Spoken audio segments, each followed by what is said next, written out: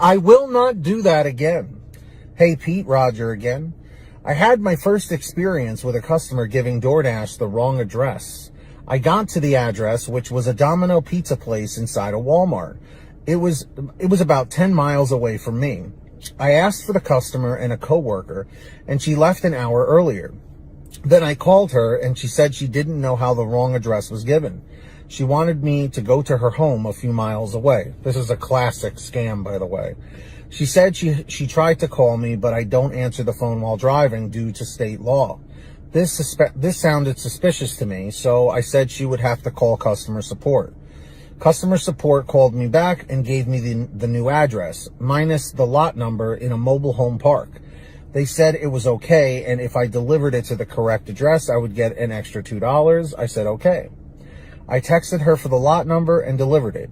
Finally, after about 50 minutes on this order, I was supposed to ask for the $2 during the active delivery chat session, but I was in a hurry and just hit completed order. I figured I wasted enough time on that dash and I could call support later on. When I finally did call support, the woman said she couldn't give it to me. Something about being in the area. It was hard to understand what she was saying. She was from another country. She said she feared for her job if she gave it to me. I know $2 in some of those countries is a whole day's pay. I wasn't going to argue with her about it. Not sure if I handled it correctly, but I learned something from it. Don't trust DoorDash customer support. About a week ago, I had an issue about not getting my half pay for another promise they made me. I don't trust them when they say they will pay me, but don't. Thanks for your helpful videos. I don't watch every one of them, but I sure do watch a lot.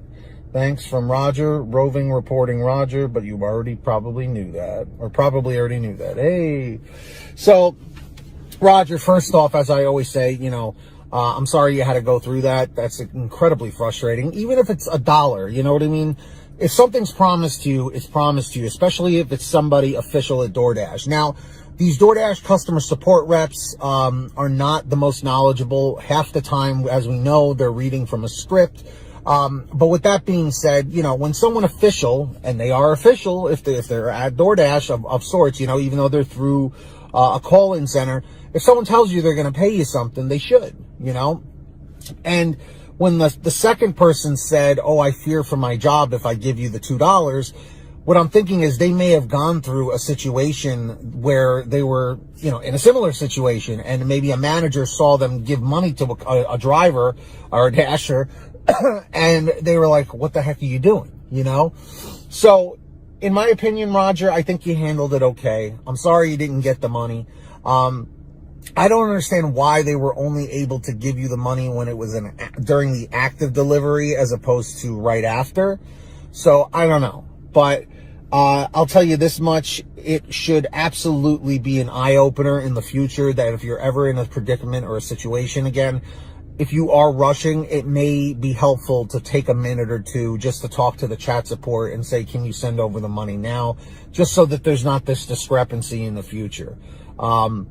So drivers, dashers, how do you feel that Roger handled this situation? And if you've been in this situation, how would you have handled it? Or how have you handled this in the past?